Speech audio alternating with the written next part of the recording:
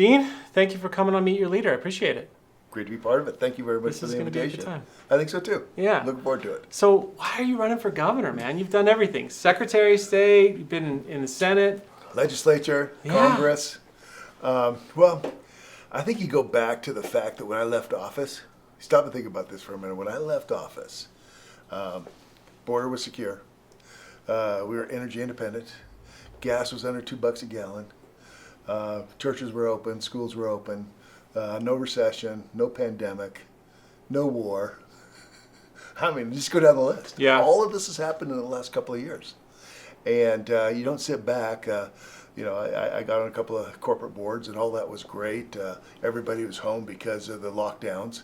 And so I spent a lot of time on my ranch, and then would do Zoom meetings and all that. But now I decided I have more to offer. And watching what this governor's doing, watching him turn Nevada upside down. I mean, think about it. We got a state that's at the top of every bad list in America. Yeah. You know, from unemployment to graduation rates, crime rates, suicide rates, human trafficking. I mean, drug use.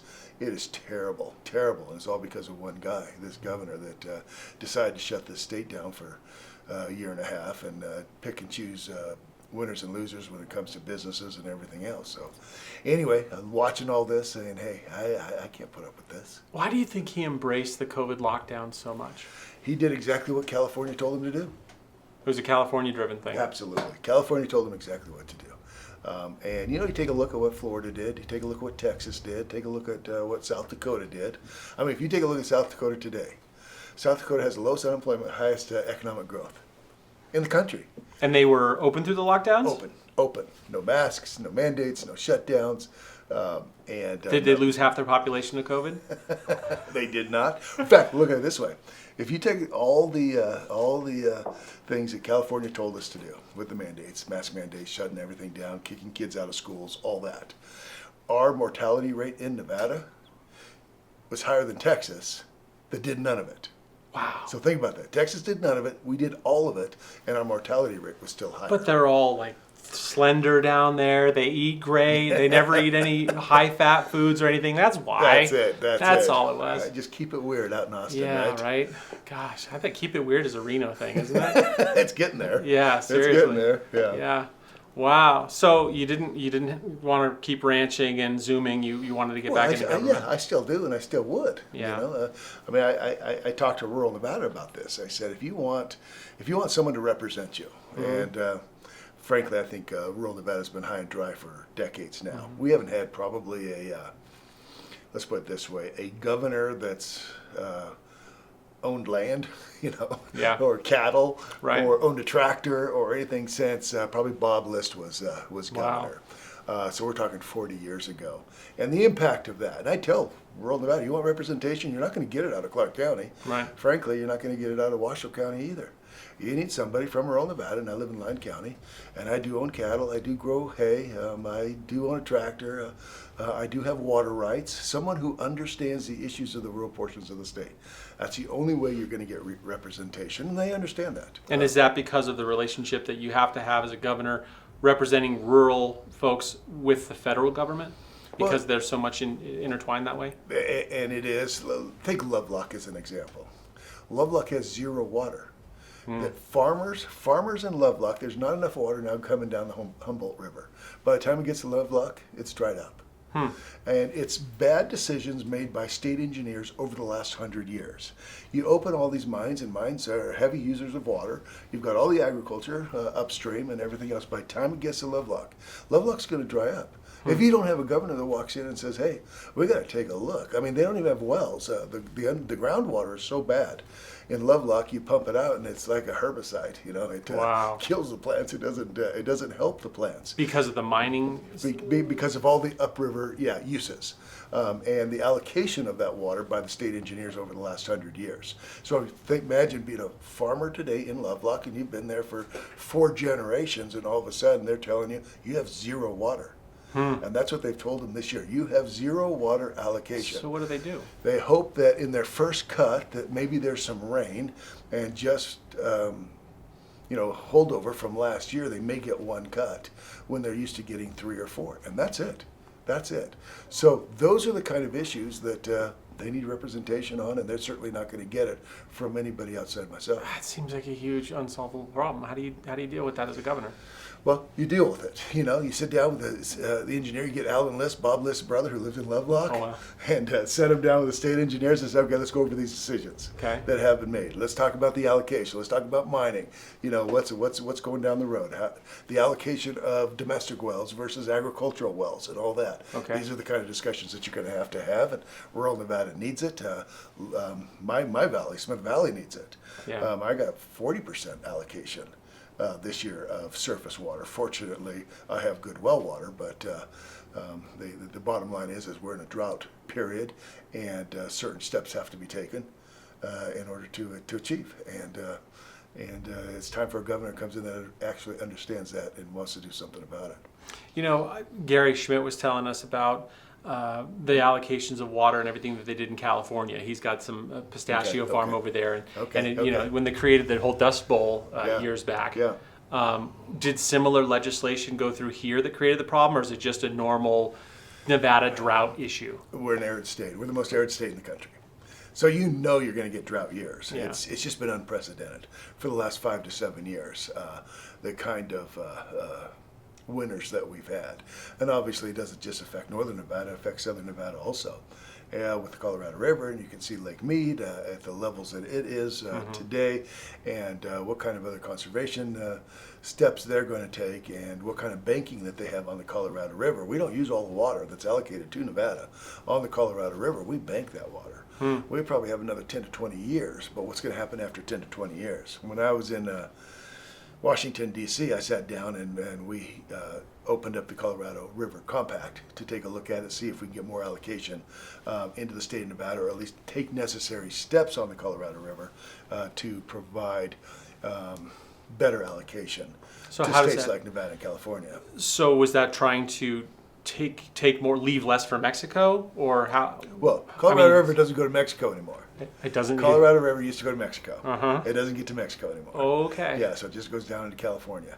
And so we actually have banked, by giving water to California and Arizona, we have banked water here in the state of Nevada. So they've done a great job down in southern Nevada for as hot as it is. But we're in, it's tough shape if you watch the news, and most people do. Don't watch it too much, or you're ill-informed. But Yeah, it's a tough one. I always say people who don't watch the news are uninformed. Those who do are ill-informed. Yeah, You know, that's it's, absolutely right. Yeah, yeah. Okay, well, on that subject, what do you think of this whole Elon Musk buying Twitter?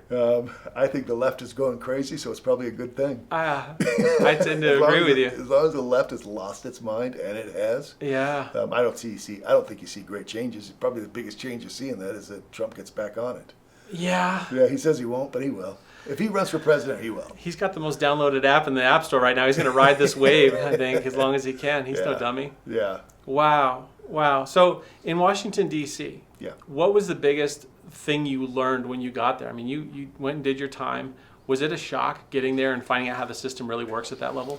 Well, 12 years of it was plenty. Let me Yeah. put it that way.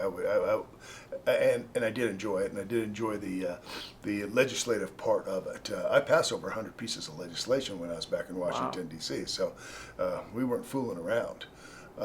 But you get to the House, and actually you got 435 members in the House, and everybody's friends. A lot of friends. You go over to the Senate, nobody's friends. Really? Yeah, the stakes are too high. Stakes are too Interesting. high, and people are afraid to make friends because, if something blows up, they don't want to be affiliated with them, or issues like that. They were friendly, but they weren't friends. So is it just that you want to get on different committees and all that Sure, stuff, right? So sure. there's a little friends kind of. Correct. How does that work? Well, I got there, and people understood my background in finance. I worked on the Pacific Stock Exchange when I was in college. In fact, the only way I got through college, which was Southern Cal, was working on the Pacific Stock Exchange, the LA floor. So I'd get there at 6 o'clock in the morning, trade stocks until 1:30 in the afternoon, and then go over to SE's campus, which was just down the street.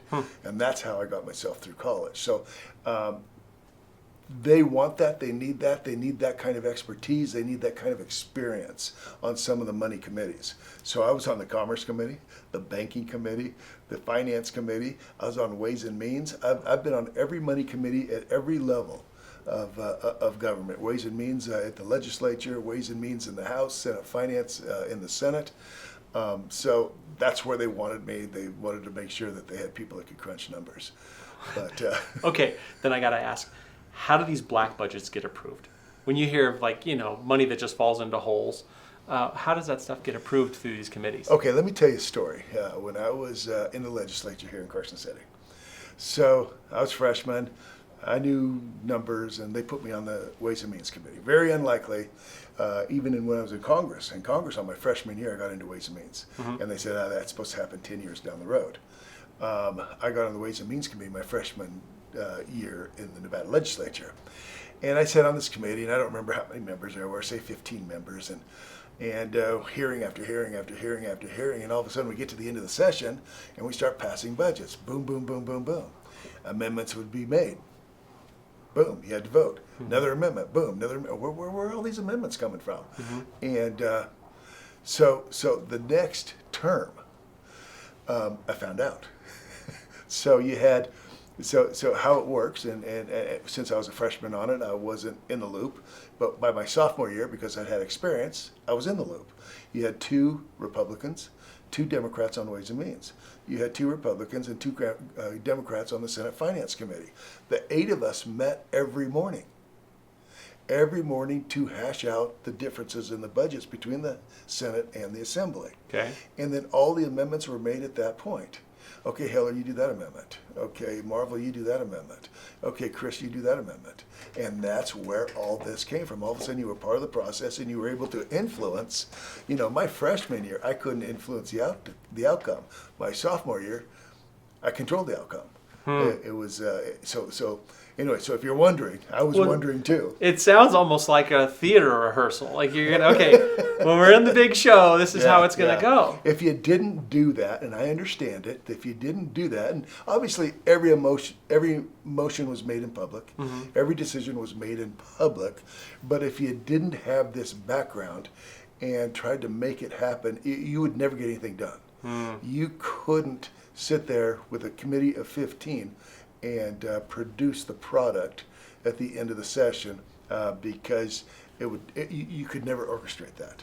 You could never get that done. You'd be there for 2 years trying to get the budget done, as opposed to getting it done in 6 months or now 120 days. What are the personalities like in a situation like that? You must have some really strong holdouts. Nope. Okay. That's just the game. String it out. If you're not happy, you just string it out. And at the end of the session, you're down to 2 or 3 hard issues that you. And by the way, who was very, very good at that was Bill Raggio. Yeah. Bill Raggio, when I was there, was the guy that really called those shots and ironed out the differences. I miss that guy. I do. I really miss that guy. But in the Senate, at the national level, DC, it's that just amplified. Well, first of all, you're meeting year round, so it's not as critical. Okay. And when we would caucus, we would get all the Republicans in the room and caucus. Okay. The chairman had a heavy hammer in the process and basically tell us what he was planning on doing, and then going around the table asking people, okay, what would you change? What do you want to change? And then we'll take it back and see if we can make that happen. But the majority is the majority. Majority controls everything. And so there wasn't quite the camaraderie between the left and the right, or the majority and the minority in Washington D.C. as we had here in Nevada. Yeah, I heard one congressman said that basically if you're in the minority, you're hanging out. You're just waiting until we're in the majority, then we're going to start passing stuff. Purpose of the minority. The purpose of the majority is to govern. Purpose of the minority is to become the majority. Hence, it's called politics. Yes. It's just about power. So, how much does money play in this whole game, as far as all the legislation that's coming through, the people that have to write all these bills, a lot of lobbyists and whatnot? How does that whole game work? Well, I'm not Money's involved in everything. Right. I don't care what level. Whether you're the city of Reno, the commission, the county commission, Carson City, Washington, D.C., money plays in this. And at the local level, it's mostly developers working to get their way. In Carson City, there's a lot of special interests involved in that. Just depends on what the issue is, and it's no different in Washington, D.C. And lobbyists do have a responsibility, and I'll tell you, they better not lie to you. Lobbyists can lose their job very quickly by not telling the truth. Have you ever had to fire one? Well, I've had to look them in the eye and tell them they're not telling the truth. Yeah. And call them out and ask them not to come back. Yeah. Well, I've done that numerous times, having that kind of conversation with them. Don't come in my office again. You're not a honest broker. And there's a few of those. Most of them aren't. Most of them are honest, but boy, we're talking lobbyists here. You get all kinds. Well, I think, people like to talk a lot of smack about politicians. And I think, you probably don't remember this, but I actually worked on your commercials way back in the day in, 2012, something like 10 years ago, something like that. And just seeing, and it's not just yours, but many, but that's a good example where you have a group of people that are around the candidate. They're always, they're the people that are there getting you through the race, and then, we win, now we're in. Okay, now what? Well, you got to run again, so we're just going to keep raising money. So we're going to keep talking to all these other people, all these donors. And so no matter how strong-willed a person is, you, to some degree, become the people that you surround yourself with. It's just human nature, I think. Yep. And so if everyone around you is always raising money, always, because you have to. It's the game. Whoever raises the most money wins, pretty much. Which is part of why we're doing this, actually. Yeah. Meet Your Leader is a way, something I dreamt up because I saw 9 times out of 10, whoever raises the most money wins. Right. And so kind of by default, whoever's the most bought is the people's representation in the government. And that's a terrifying reality. Right. And unfortunately, we're all living in that reality. I do think it's changing a little bit, though. I hope so. I do think it's changing. Let's put it this way. If it was all about money, Donald Trump never would have been president of the United States. Right. He's the first president in my lifetime to not raise the most money. Hillary outspent him by $100 million. Oh, yeah. And she was hated for good reason. Still president of the United States. Yeah. Trump still made it president of the United States. So there is some crack in that theory that only money wins. And I'm involved in a governor's race, and we know there's one candidate that has every special interest behind him and supporting him. And that's and you have to work around it. And the goal is to make sure that that you get on shows like this and get your message out. Let me assure you, I by June 14th, if I don't do 100, I'll do close to 100 meet and greets in people's homes. Wow. And I want to get into people's homes and sit down and talk to them. Had one the other day in Lovelock. Had one last night here in Reno. I go down to Panaca on Friday. I go up to Tonopah on Saturday, and then down to Esmeralda County later that afternoon on Saturday. You just move around and talk and talk and talk and meet and greet and shake hands and do all those things to try to overcome the money deficit that you may have in this particular race. Good news is this: I think I'm well known out there. I don't need to pay for name ID, which is very, very expensive. Yeah. I just need to get my message out. And I am the only conservative out there, proven conservative in this race. As I said, I had over 100 pieces of legislation in Washington, D.C. I voted for every one of those conservative judges. You see the issue that's coming up with abortion now. The reason that's changed because I helped vote for those conservative and constitutional judges. The judge in Florida that eliminated the mask mandate. I voted for that judge. Wow. So I can see even now, 3 or 4 years later, the impact some of those votes have had here in this country. But they're all constitutionalists, they're all conservatives, and the legislation, for example, I helped write the Tax Cut and Jobs Act when I was in Washington, D.C. In fact, I consider that probably one of my largest, greatest achievements in Washington, D.C. I gave every American a tax cut. Every single American got a tax cut, including every small business and large business. Everybody got a tax cut, and look what happened to the economy. Yeah. My goal is to give the largest tax cut in Nevada history to Nevada taxpayers. What do you think about the rumors that they're going to be imposing a state income tax at some point in Nevada?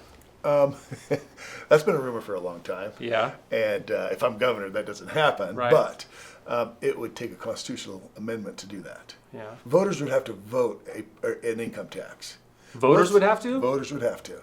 Okay. What's the chances of a voter voting in? It's like Washington, D.C. voting term limits for themselves. Right. You know that's Never never gonna going to happen. happen. No. It's just like the voters here in Nevada. They'd go to the ballot, do I want a personal income tax? No, I left California because of that. Never going to happen. Right. So, yeah, there's always chatter. They're always talking about it, but Not going to happen. No, not in my lifetime. Wow. And especially if I have something to do with it. How was it being in Washington, D.C.? Did Lynn get to go with you, or did she have to stay here and tend to? Yeah, we went back and forth a little bit. Initially, we had 2 of our 4 kids come out with us. Oh, cool. And it was very unusual. Our youngest son wanted to come back home.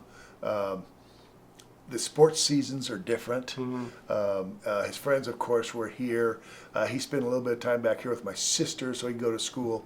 Our youngest played right into it, loved it. New but adventure. It's hard. Yeah. Being in Congress, trying to spend time with your family, you're trying to figure out, do I spend more time with my family if they're in Washington, D.C., or do I spend more time with them when I come home every weekend? And we found out that I actually spend more time with them because you have, a recess for a week or a recess for 2 weeks, and they're home. With those recesses, they were still in Washington, D.C., and I was home for a week or 2, and they weren't here. So it ended up being that I saw more back here in Nevada than I did back in Washington, D.C. Wow. So that had to be really hard, just all the travel back and forth. That and was the dealing with worst all part. That was the worst part. Yeah. Flying in an airplane, I swore the last flight that I took I'd never get on another airplane, and you know how well that goes. Yeah. Never say never. 'Cause Yeah. I'm on the plane all the time now. I bet here to Vegas all the time, I imagine. All the time. Yeah. I probably spend half my time in Vegas and half my time up here. Yeah. How are the crowds in Vegas versus the Reno crowd? Well, when I do the meet and greets and I'm in people's homes and I'm talking to Republican women groups, forums, debates and all that, it's all very positive. It's all very positive. Problem is most of the people I talk to aren't my kind of people. In other words, my City folk. my people are people that hunt and fish on Saturday and go to church on Sunday. And race cars. And race cars, and motorcycles and side-by-sides. All of those are the people that I spend most of my time with. They're not politically active. They don't go to Central Committee meetings. They don't go to state conventions. They're very quiet. They stand up when they hear the national anthem. They have hopes and dreams, but they don't want the government to tell them what their hopes and dreams are. Right. These are the kind of people that have supported my campaign, continue to support my campaign over the years. So I'm not a fish out of water in urban settings, but I certainly love my ranch out in Smith Valley. Yeah. So mostly small gatherings, that's where you do all your fundraising and just whatever you can? Yes, and it's been very successful. I would say it's been very successful. Had one last night. There were probably 40, 50 people there, but here's what happens. You talk to 40, 50 people and say, hey, I want to have one at your home. So I'll get 3 or 4 people in that room that say, hey, will you do a meet and greet or in my home?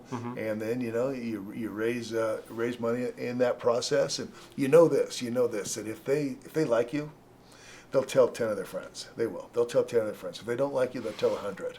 You just got to be aware of that. But no, they go very, very well.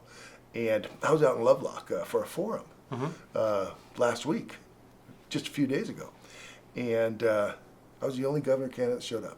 Really? Only one that showed up. We have 15 candidates in this race. I was the only one to show up. I do one in Esmeralda, another forum in Esmeralda this Saturday. It'll be interesting to see how many candidates show up for that. Speaking of not showing up, what do you think about Joe Lombardo being endorsed by Donald Trump? Yeah, talk about no-show Joe.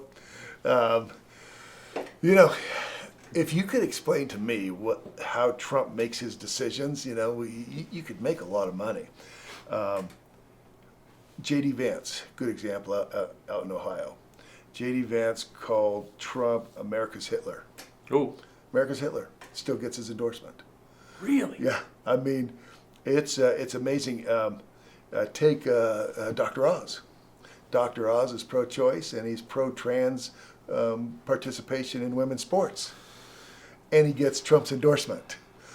So Maybe why Trump would, really doesn't want to be president again. so why does Have you it thought about that? surprise you when he would support a sheriff that's pro-open borders, pro-sanctuary city, pro-catch and release, goes on national radio and talks about defunding the police, comes up to Carson City and lobbies against the state police's budget and their training budget? I mean, why would that surprise you? I mean, he was the first agency. Metro was the first agency in Nevada that required the vaccine mandate, and then of course, turned it off as soon as he decided he was going to run for governor.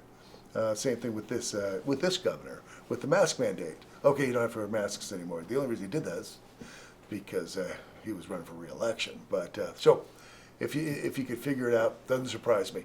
What is interesting is that within 48 hours of getting the endorsement, the state party rejected him 2-1 as for their endorsement. Right. So I guess it goes to tell you this, and I'm clear with this, and that is, if you're an informed voter, you're not voting for Joe Lombardo. No. If you're informed, you're not voting for him. If you're uninformed, and that's what they're hoping for, is a lot of uninformed voters to support his candidacy, and there's a lot of them. But do you think uninformed voters vote in the primary? Not as heavily as they do in a general. You're Yeah. right. You're right. But that's a good question. I don't think as heavily, but we have 6 weeks. Have 6 weeks to inform as many of those uninformed candidates as voters as possible. And so they actually did choose a candidate to support. Yes. Joey Gilbert. Yes. What do you think of that? I mean, so first give me your likes and your dislikes of Joey. Well, I hate to do that. Okay. I hate to do that. All right, you don't have to. Because there's 15 candidates out there, and I actually respect the fact that somebody would throw their hat in the ring. Yeah. And fight this way, and try to get their message out. I'll just say this that people should know about Joey, and one is he doesn't talk about the commerce tax. He doesn't talk about repealing the commerce tax. I've made that actually a cornerstone of my campaign, is to eliminate this horrendous tax. He doesn't talk about repealing it because he supports it. He supported it when it was in the legislature, went after the Mean 15 for holding strong. So that's why he doesn't talk about it. You know why he doesn't talk about immigration? He doesn't talk about immigration because he's an immigration lawyer. He has spent a career trying to keep illegal immigrants in the country, not kick them out. So Wow. he won't talk about the border. He won't talk about border security because he's a immigration lawyer. Those are the two things people ought to know. But that doesn't make him a bad person or anything.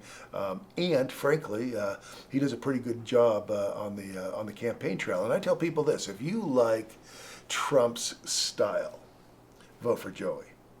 If you like Trump's policies, vote for me. If you don't like either, vote for Lombardo. Wow. That's quite the statement. So, what's been your biggest shock on the campaign trail so far? On this campaign trail, Yeah. I don't necessarily think that there's been a shock, but I do believe that I've had to explain a few things. Yeah. I've Like made what? mistakes. Okay. I've made mistakes in my political career. What's the one that's top of mind?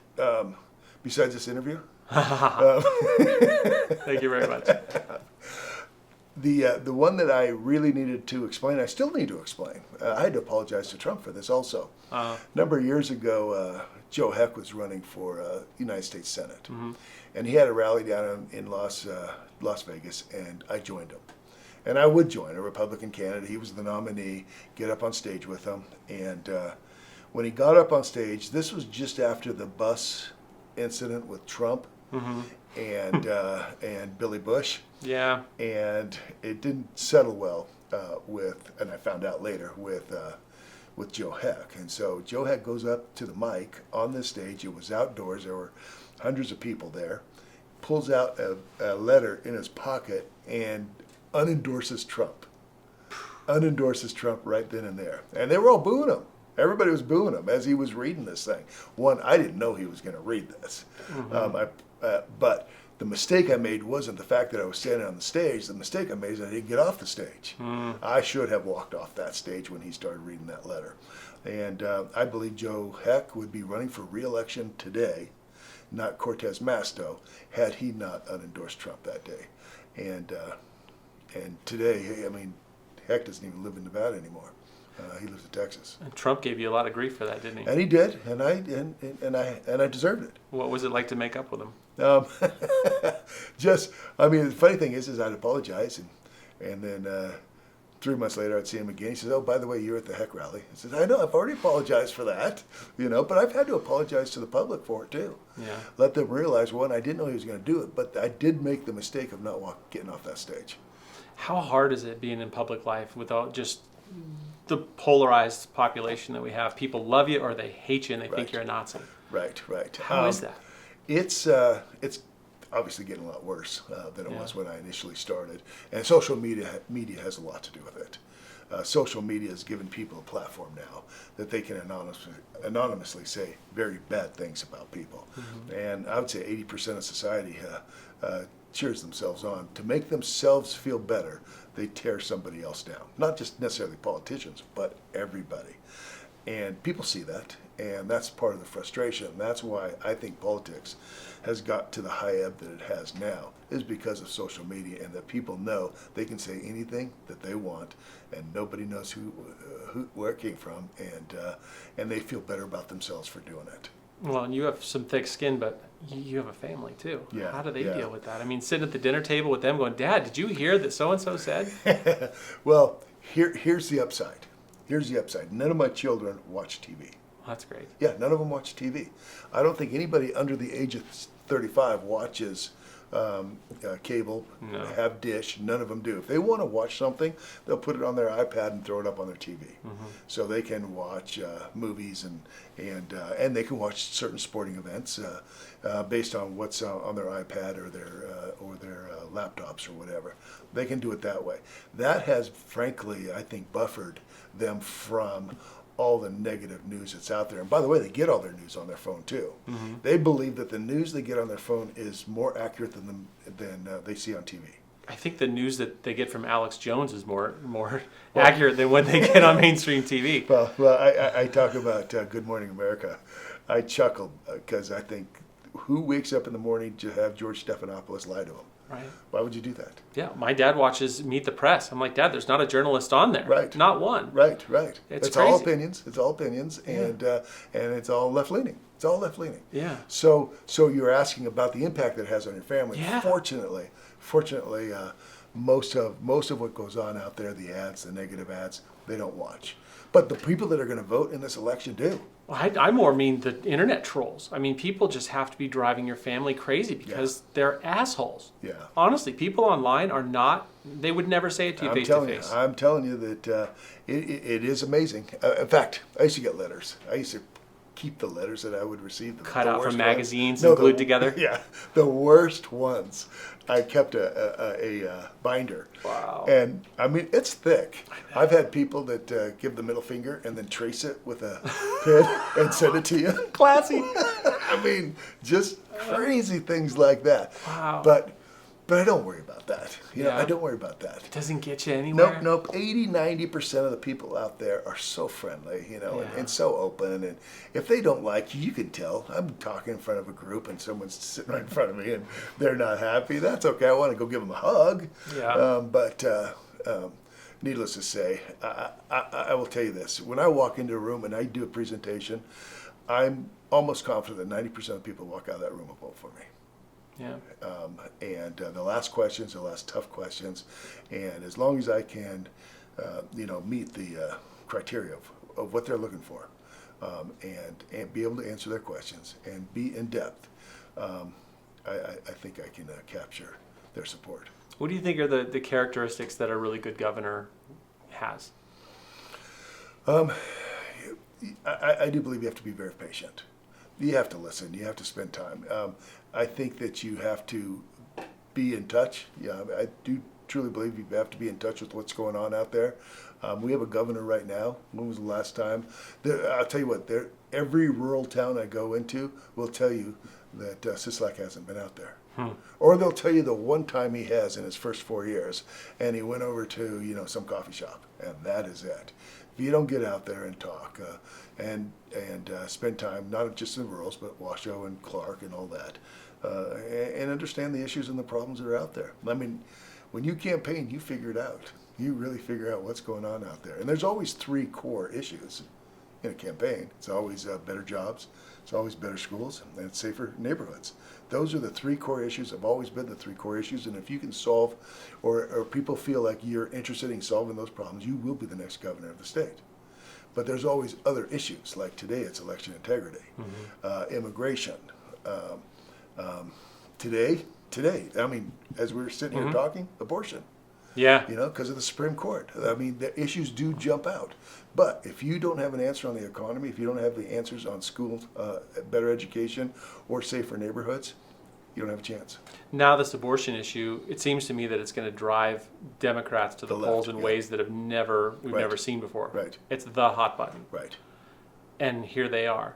So do you think there's any chance for Nevada in the legislature to shift back to the red based on the shift that's happened nationwide anyway? But now we've got this crazy balancing act. Right. No, there's no doubt the timing of this is bad. I do believe suspicious even. I do believe that the left was down and out. Left was down and out, and we were ready to see a real red wave. This has energized. I think it has the potential of energizing. Not that it has impact. This ruling that the Supreme Court does will not have impact on whether or not you can have an abortion. What it'll do is just take it to the states and let those states decide. And in a state like Nevada, where it's in our Constitution, that's not going to be changed anytime soon. Doesn't matter. Yeah. Doesn't matter. That issue is out there. And as you know, abortion is the religion of the left. And you start talking about that, they're going to come out and they're going to vote. I would have said this. Any Republican that wins the primary in the governor's race would have beaten Sisolak. And the question is, can you say that today? I don't know what the impact is, but I will say this. Abortion still isn't going to be the number one issue. It will still be the economy. If we're in a deep recession and the market is tanking and it continues to tank, that will be the issue of the day. But have no doubt, the Supreme Court decision on abortion will energize the left. Yeah, I think if we're up to $7 a gallon by November. Yes, absolutely. That's it. Yeah, I agree. Schools, you brought that up. Yeah. The school voucher program, how much do you know about how that system can work if it gets implemented? Well, you know, I support vouchers, I support school choice, I support charter schools, I support homeschooling. Those I think are the foundation for having some level of accountability in the schools themselves.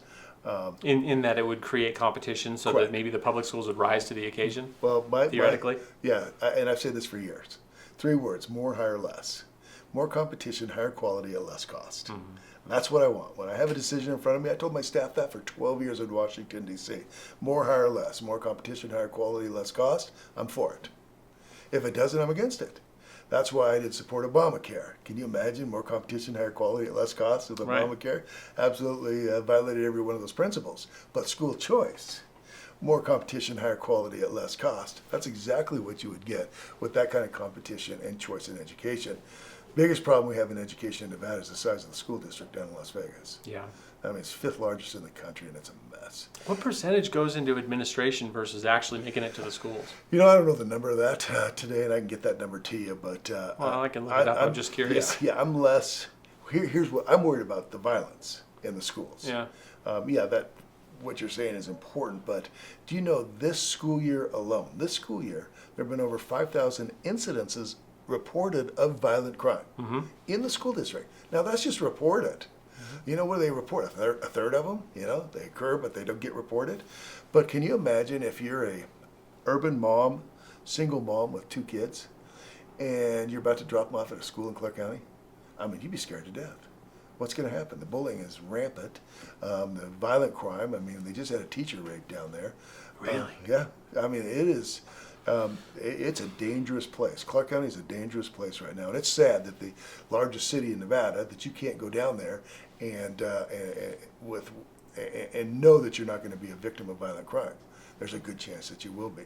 But needless to say, that school district needs to be broken up. It's too big, too cumbersome, uncontrolled. uncontrollable. I think there ought to be a school district in Boulder City, Mesquite, North Las Vegas, Henderson, Summerlin. Let's break this up into 4 or 5 different school districts so that they are manageable. And I'd still look at in Washoe County also, and see if some aspects of that, breaking it in half or so, school district in Sparks, school district in Reno. I don't want these districts to get so big that an administrator, a principal, a teacher can't manage a classroom.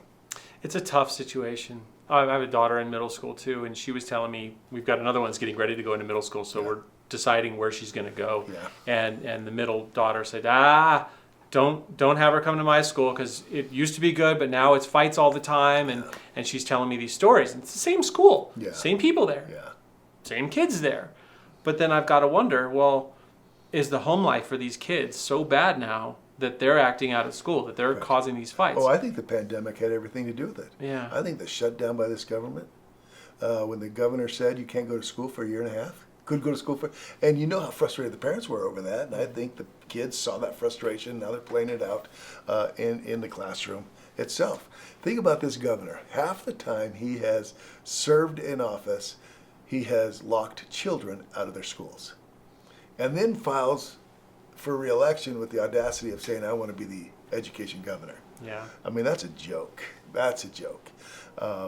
We have 2nd graders that can't read. We have 3rd graders that can't write. We have 4th graders that can't do math. My daughter received a notice from the school district here in Washoe County asking her, all 4th graders, all 4th grade parents, to go get those flashcards for multiplication and teach your children, 4th graders, multiplication. They said because in 4th grade you're supposed to learn division. In 3rd grade you learn multiplication, but they weren't there for 3rd grade, so they don't know multiplication. So now in 4th grade they can't teach them division. So now they're asking the parents to teach multiplication that they didn't teach in 3rd grade. I mean, this is a mess, and we have one guy to thank for all this, and that's the current governor, because California told him to do that. Texas didn't do it. Florida didn't do it. South Dakota didn't do it. But California told Sisolak, this is what you have to do, and he did it. And they took the commerce tax money, and that was supposed to go to education. Did it go to education? Do you know? Well, that's that's the argument. So when I'm out there talking about eliminating the commerce tax, and I do every day, talk about eliminating this onerous tax, which I think has been very negative on economic development here in this state.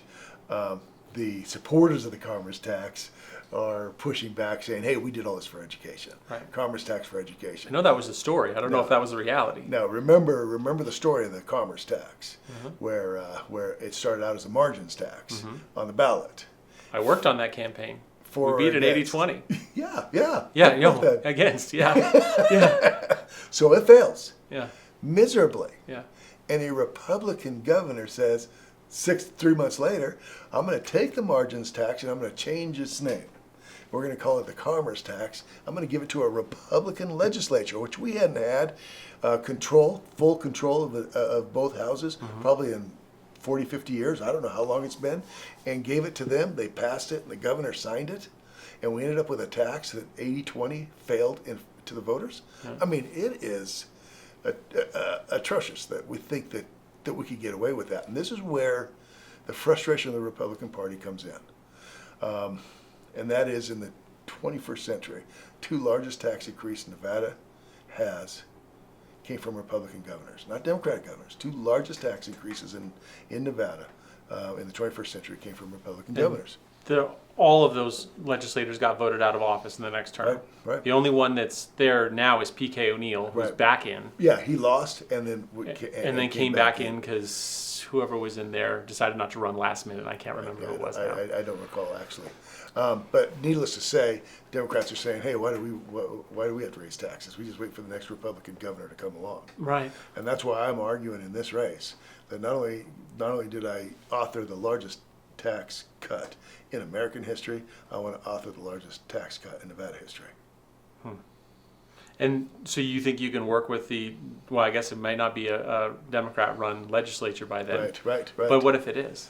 What if you make it in the governor's office and the Dems still control the legislature? How do you get that? I didn't pass 100 pieces of legislation in Washington, D.C. in the majority. How does that look? I mean, you're fighting an uphill battle, right? You're going up Right. against the enemy. You guys, More work. It's if more you work. say it's blue, they're going to say it's red. I mean, Right. whatever it is, they're going Right. to be the opposite. But like I said, I don't care where legislation comes from. If I'm governor, Mm-hmm. Democrat comes up to me and says, "Hey, I got this piece of legislation. I'll take a look at it." And if I don't like it, I'll tell them that. But if I don't like it, I'll say, "Hey, make these changes." I will try to make it something that I like. If I can't, I will vote against it. But they will know that I'm approachable. When ballot harvesting, getting on elections, ballot harvesting was a felony for decades in Nevada. I was the Secretary of State that actually wrote that law and had it passed in the Nevada Legislature. Today, it's considered good governance, but How did that get undone? But needless to say, it passed originally because I worked with a Democratic legislator by the name of Christine Kiliani to get that together. She and I worked together, so I don't care where good ideas come from, right, left, libertarian, vegetarian. As long as they don't make me eat Brussels sprouts every day, I'll work with a vegetarian. Brussels sprouts with bacon are worth it. It's getting better. I will say that, but the point is that I can work with the right or left, and but it better be conservative, better be good for the state of Nevada. So you worked with it was a Democrat to get rid of ballot harvesting? Yes. Interesting. And then it was the obviously Democrat-controlled legislature and governor that put it back in place. You had to go in front of everyone and pitch your case. Yeah. Maybe Everybody agreed? it's just by the people that I hang out with, but it seems to me that the Democrats have been the ones that have been really good at ballot harvesting from the jump. Yeah. But they might say the same thing about Republicans. I'm not sure. Unions used to be opposed to ballot harvesting. Yeah. They were opposed to it. Christine Kiliani was very, very pro unions, and so the idea made sense. Okay. We're talking back in 2000, maybe 2005 or something. I don't know. It's been a while, but quite a while ago. But anyway, needless to say, it was scorned universally. And now it's considered good governance.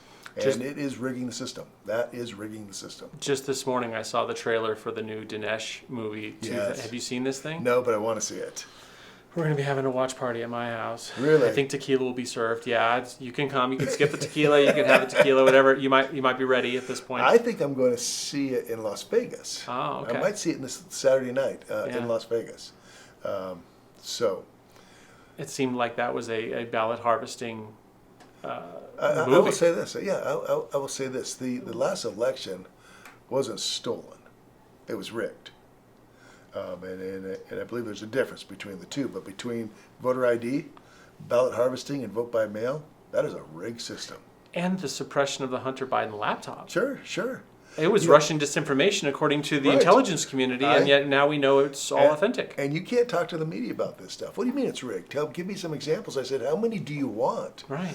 Do you want the Zuckerbucks? You want to talk about Zuckerbucks and the amount of money that Zuckerberg spent in Georgia, $300 million just on 4 Democratic counties? Do you want to talk about the Supreme Court in Pennsylvania that changed the rules after the election to bring ballots in that otherwise would have been rejected? Mm-hmm. Do you want to talk about Twitter and the fact that the Washington Post had a story, but they wouldn't print it on Facebook or Twitter? They shut down their account. Yes. The oldest publication in the country, they shut it down. That is rigging the system. That's what that is all about. And so don't tell me that there isn't corruption in our process, and the mainstream media denies. Right. And it's pathetic. And now we have Elon Musk buying Twitter, Oh. and the Ministry of Truth, coincidentally, is formed at the same time. Yes. Is there anything the states can do to counter what's going on at the federal level? Well, I would anticipate that DeSantis is going to do something before this election's over. Yeah. To push back. But let me assure you, I will do everything I can to push back on that kind of thought police. And that's all it is. It's just thought police. It seems to me that the United States, they believe that the federal government rules all and everyone is subservient to them. But my understanding from some other folks is that really the federal government is just to help the states play nice with each other, but really the states have all the power. Correct. It's called federalism, 10th Amendment, and the power remains with the states. And now the federal government wants to take over elections too. Yeah. And I believe there's going to be a push between now and the election to federalize all elections in this country. It was the first Senate bill presented this year, wasn't it? Yeah. So there's a real push for him to do it by executive order. I don't think they could get it passed both houses and signed by the president, but they're going to try to federalize all these elections. It's pretty interesting, some of the things that they've passed recently, though. Now that you're going to have a drunk driving device built into every car from like 2030 on. No idea how this technology is going to work, but they passed that. They put that in there. The infrastructure bill, all the things that are getting loaded into these 6,000, 10,000 page bills seems a little crazy, don't you think? Yeah. How does that get fixed? I guess it's not a state issue, it's a federal issue. But you're a guy who did 12 years up there. How does that system get fixed? I mean, really, now you're out of there. You can say whatever you want. You're free and clear. They're not going to kill you in D.C. It's pendulum, and it just goes back and forth, back and forth. And at some point, people are going to get tired of this, and they're going to start putting people in there that are more libertarian than they are Republican or Democrat. And I think I see that coming. By the way, I'm very optimistic in the future, for the future. I'm very cup half full kind of guy. Yeah. And I do believe the right people in place in the right time can turn an economy around, or a state around, or a government around in a couple of years. And we saw it with Trump. We saw what Trump was able to achieve through policies. And I think we will see that again. And I think that pendulum swings again. And I think we had a real opportunity this cycle until the Supreme Court decided to jump in the middle of it. Yeah. So fast forward, it's November. You've just won. You're moving truck. You got the U-Haul. You're pulling up to the governor's mansion. What are you doing on day one? I am going to make sure we have voter ID for our elections. First and foremost, I want voter ID. I want to try to repeal the commerce tax. I want to eliminate ballot harvesting. I want to eliminate vote by mail. If we don't fix the election process and the integrity of elections in the state of Nevada, I can't govern. I literally can't govern. Do you think under the current system you can even get in? I know that's a good question, because it's not like I can change anything between now and November. And that's what I was hoping with this red wave, that we'd have a red wave strong enough to overcome this rigged system. And now, I still hope it is, but it has made it more complicated. But we're going to go after that. We're going to support the blue. I'm going to make sure that the state police are supported here in Nevada. There's a number of things that we will do on the first day, and I'm going to guess I'll have probably a dozen or so executive orders. Some people don't like executive orders. This is the only way to fight back against what's wrong if I don't have control of the legislature. If I have control of the legislature, I'll start sending some of that legislation to them, but otherwise I'll push executive orders, and if I get pushback, then I'll just put them on the ballot. I'll put the commerce tax on the ballot. I'll put voter ID on the ballot. How does that work? How do you just put something on the ballot? Can the governor do that? Well, you can do it through the legislative process, okay, which they won't do, or you can do it through the ballot, the signature gathering process. Okay. So yes, you can put it on the ballot by getting, whatever, let's say 150,000 signatures, and do it that way. So all we need is 150,000? Well, I don't know what it. I've got some ideas. It depends. It's a percentage of the last election. Oh, okay. Yeah. So you won't know until the participation level of the last election. Okay. Interesting. So then next time, theoretically, well, who knows? This is going to be a weird election. We might have even bigger participation than the last election, which was, I think, the biggest we'd had in a while. Right. Interesting. You got to do some honeydews, I understand. I do. How is it being the man, the guy on the billboards and everything, and you still got to do honeydews for the wife? It's supposed to be that way. It is. She is the boss. It is. She is the boss. It's important, isn't it? I'm very fortunate to work for a boss that's. She's a slave driver, though. I'm telling you, she is a slave driver. Well, I see, but behind every great man is a great woman, right? Well, I joke about our ranch. I call it her ranch. I just wake up in the morning, she tells me what I'm going to do for the rest of the day. Yeah. It's kind of nice. Yeah. And yet you still know how to, be the man of the household and be a good father to your kids. That's right. I've got 4 kids, 5 grandkids.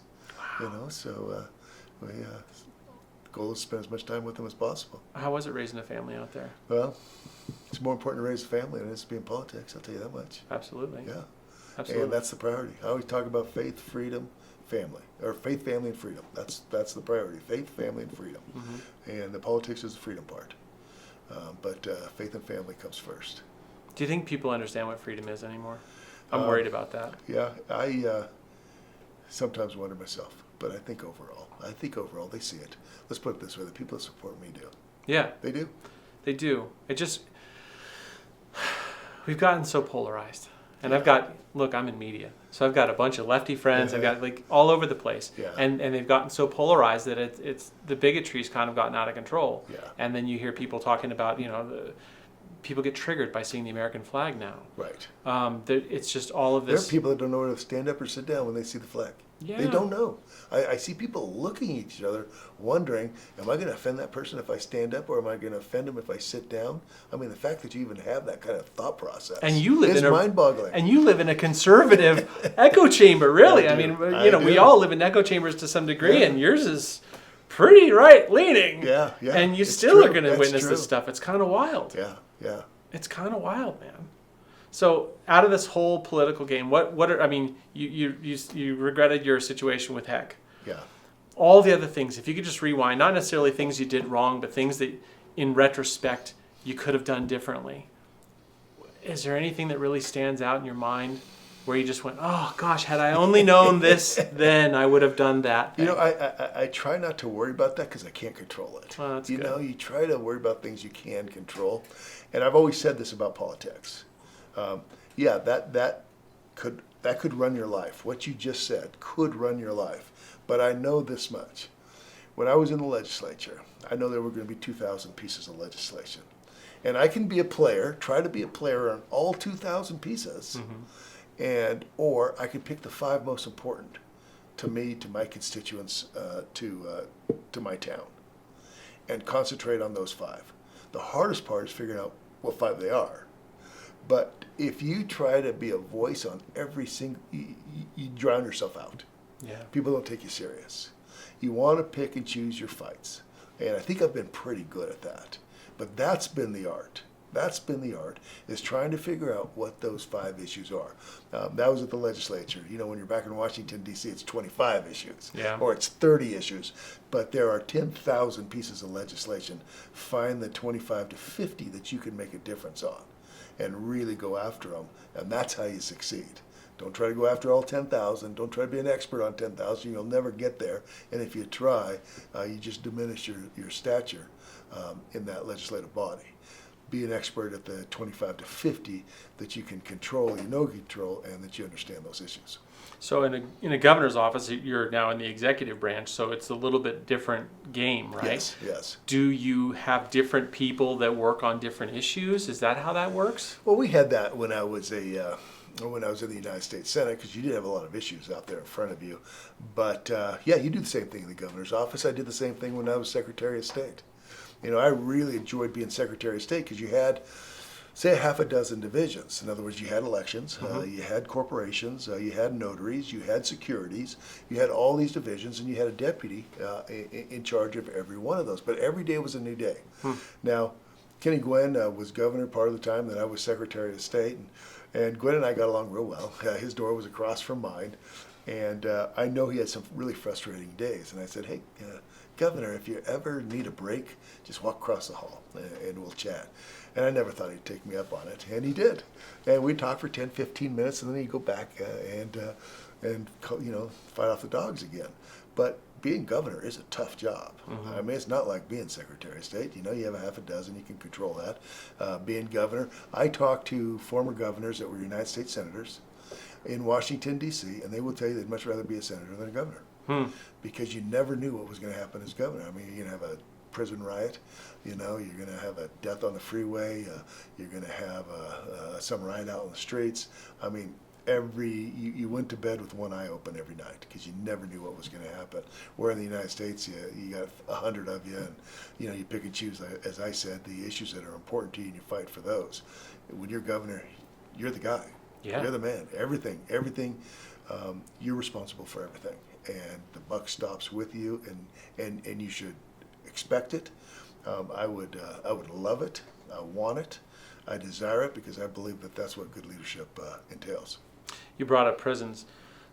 We have a lot of prisons in Nevada, and we got some pretty gnarly prisons in Nevada. And the criminal justice system has some people getting thrown in prison who probably are best in prison, and some other ones that maybe are leaving family on the outside of prison that maybe would be better reforming their lives in some other way. Have you worked on prison reform issues at all? Well, we had prison reform when I was in Washington, D.C., and I worked closely with Senator Scott from South Carolina. Yeah.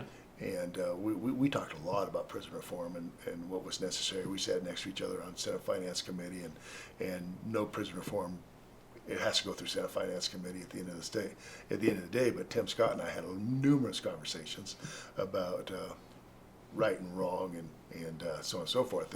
What I don't like is I don't support sanctuary cities. Mm-hmm. You know, that has caused.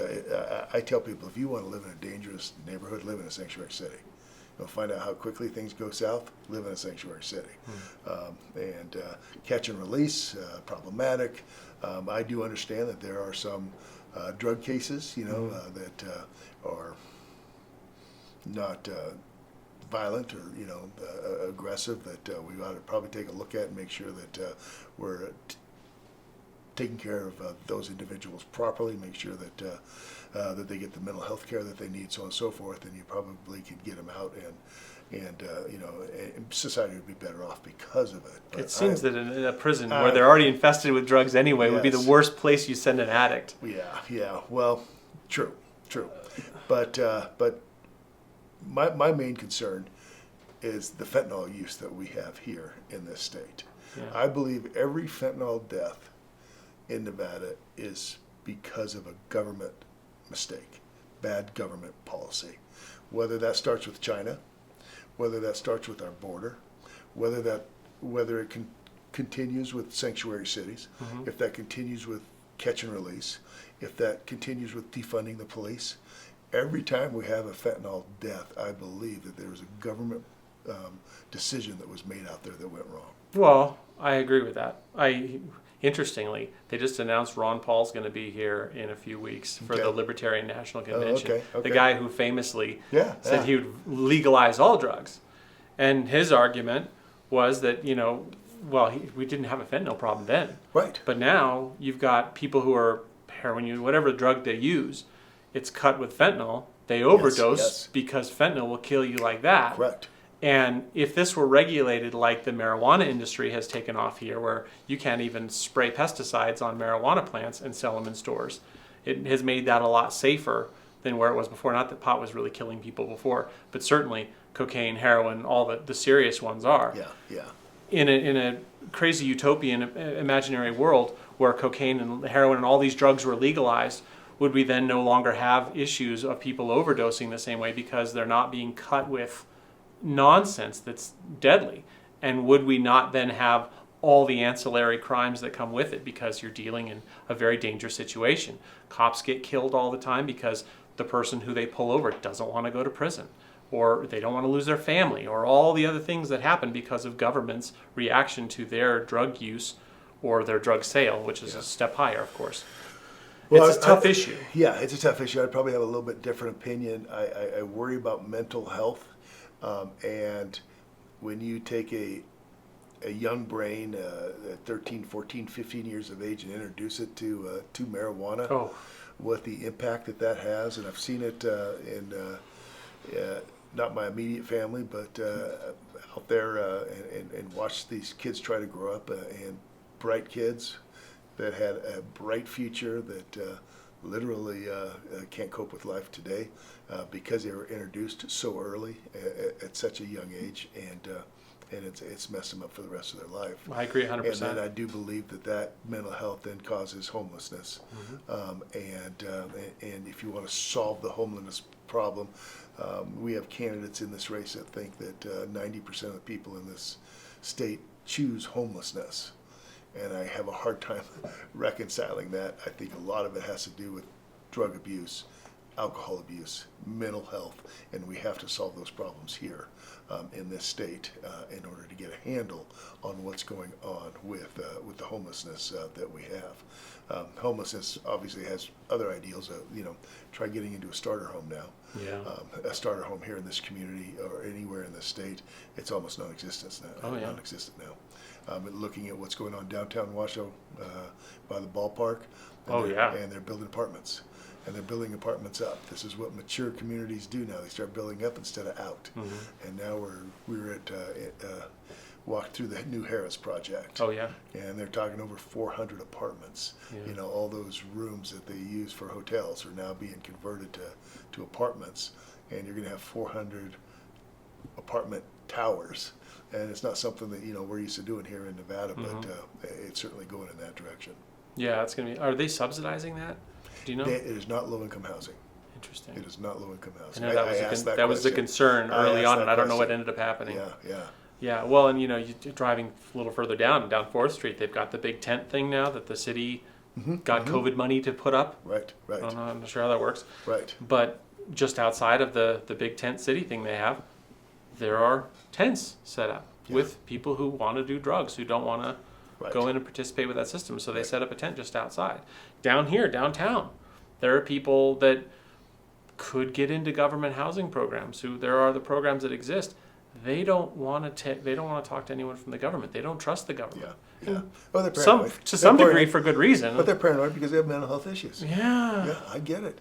And they need help, and we've got to find the services in order to, or this problem's just going to get bigger and bigger.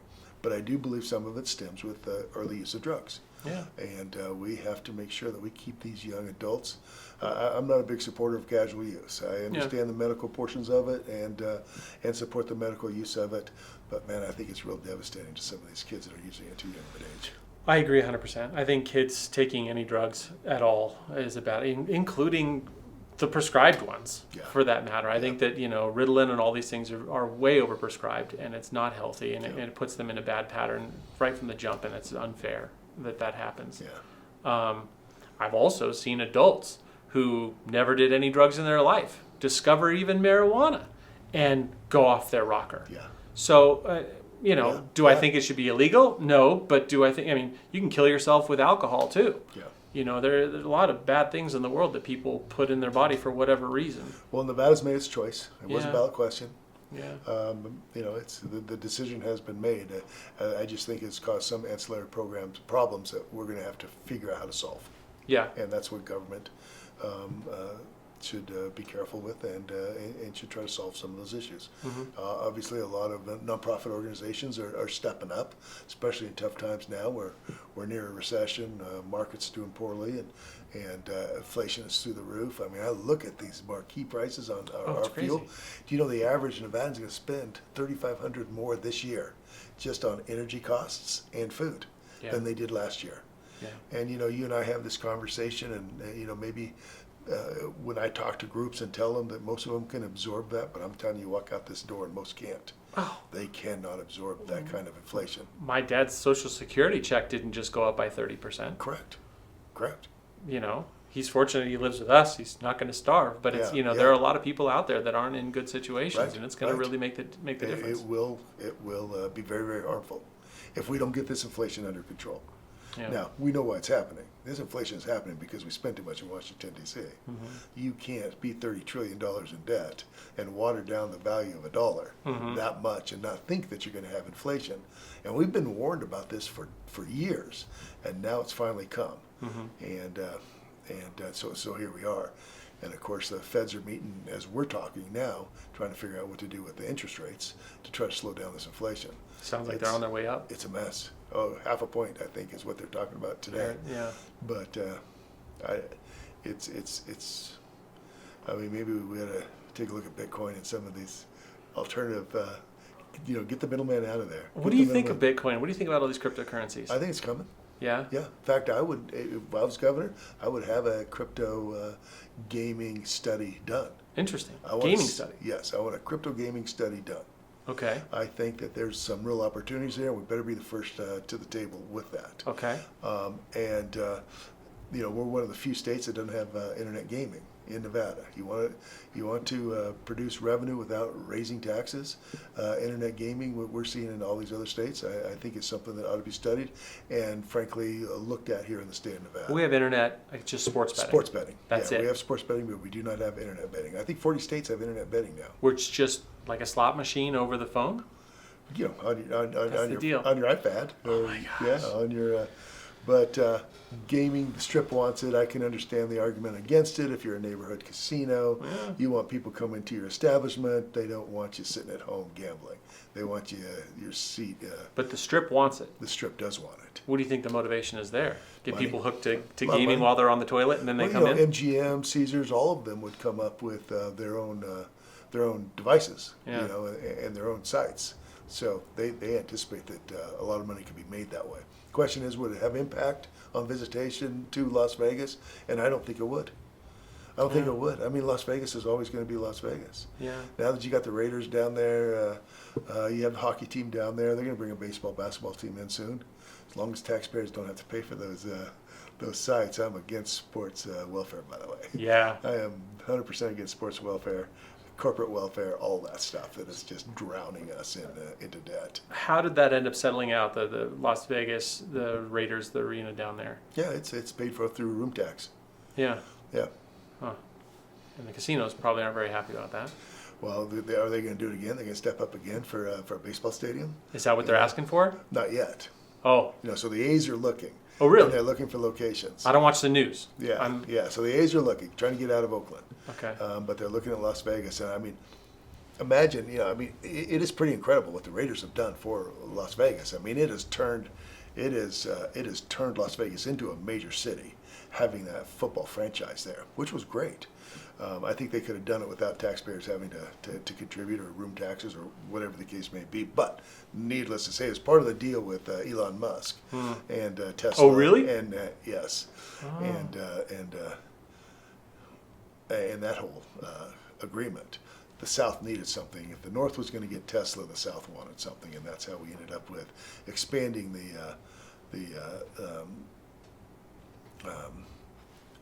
getting the football stadium. Corporate welfare up here, corporate welfare down and there. The conference center down there got expanded also. Oh, okay. So, yeah, a lot of corporate welfare. Yeah. A lot of corporate welfare. Yeah. And that has to come to an end. Yeah. How do you get? But again, we're back to the lobbyists. That's where that whole thing comes from, right? Yeah. How do you dismantle that system? I mean, just blind guess. What do you think? I don't think you dismantle it. I don't think huh? you can dismantle it. You just have to have people that are stronger than the system. So empower the people. You have to have people. You have to have leaders that are stronger than the system. So I populist believe that's leaders. half the problem with this town. I think this town wants to become more like Las Vegas, not less like Las Vegas. But I think Washoe County wants to become more like Las Vegas. That's because your leadership begs for it. I mean, you got a sheriff here that thinks Lombardo ought to be the governor. You got a sheriff that thinks that Washoe County would be better off. Because you got more leadership coming from Southern Nevada. That's half the problem. You have a mayor in Sparks who just endorsed Lombardo because what? He's raking in all the endorsements right now. Yeah. Why? And he doesn't even come why here. Would this? Why, yeah, I mean, Has he been here yet? I've been to a few Rarely. events, Rarely. and there was a cardboard cutout of him at one of them. Yes. But no, I don't understand the leadership in Washoe County wanting to become more like Las Vegas. And by the way, Washoe is becoming more like Las Vegas. Yeah. The more the leadership wants it. And we're seeing that from the mayor, we're seeing that from the sheriff. And it's a shame because I think this is a battle. This is a battle about lifestyles. And I think Northern Nevada is not Southern Nevada. And I'm not saying either one's bad. I'm just saying they're very different. And for one to become more like the other, and for Washoe to say, I want to be more like Las Vegas. I don't know, what they want to be a sanctuary city? Is that what they want? You know, does the sheriff want to practice catch and release? I mean, you got a sheriff down in Clark County that wants to limit your Second Amendment rights. Is that what Balaam wants here in Northern Nevada? I mean, it's a shame, but that's the progress in the road we're going down right now. Do you think Second Amendment rights are really? I mean, I would have told you last year that Roe versus Wade settled. Yeah. Never going to change. Yeah. So, and yet here we go. Do you think the Second Amendment? I mean, they've chiseled here and there. Yeah. But do you think there's a big change happening there? I think it's going to expand. I think that you're right. Constitutional carry, as an example. Yeah. You think we'll get that? Getting rid of CCWs Yeah. would be a would be a boon for the state of Nevada. It would. I hate CCW. By the way, I have a license. My wife has a license, but that's all about revenue. I don't want some sheriff, some bureaucrat with a badge, telling me whether or not I can exercise my Second Amendment right. And that's all you have right now. And these sheriffs, Balaam, Lombardo, even the sheriff of Carson City and Douglas County, they all support, none of them support constitutional carry. And I do. By the way, 25 states now have constitutional carry. I think in the last 3 months, Indiana, Alabama, and Georgia have all passed legislation for constitutional carry. And in essence, what that says is you don't have to get a license from your state. You don't have to pay a fee every 5 years to keep it. You don't have to have the sheriff tell you whether or not you can carry and get their permission, or them have. And the reason they want it is because they want the right to take your guns away from you. That's the reason for a CCW, is to get you in the system and know who you are, to be able to take your guns away from you if they think that they have reason to do so. And I think it's wrong. And we need constitutional carry here in this state. I support it, and I'll push it back against any sheriff, any bureaucrat with a badge that disagrees with me. Do you have any support for that right now? Constitutional carry? Yeah. Constitutional carry almost passed the legislature a couple of. Oh, it's already been proposed. Oh yeah. Okay. I'm trying to remember who proposed it. It may have been Ira Hansen. I wouldn't be surprised if it was Ira Hansen that did that. But we controlled both houses, the legislature and the governor's mansion, and it was killed by Mike Roberson, who was the majority leader at the time in the legislature. So we came that close to having constitutional carry here in the state of Nevada. So after the next cycle, it could actually happen. I hope so. I will fight for it. That's an interesting idea. I'll support it. Wow. Yeah. Was there anything else you wanted to talk about before I let you go do your honeydews for your wife? I'm good. Yeah? I'm good. Thanks for taking the time and coming in. I appreciate it. Thank you. Yeah. All right. Good talking to you. Good talking to you too.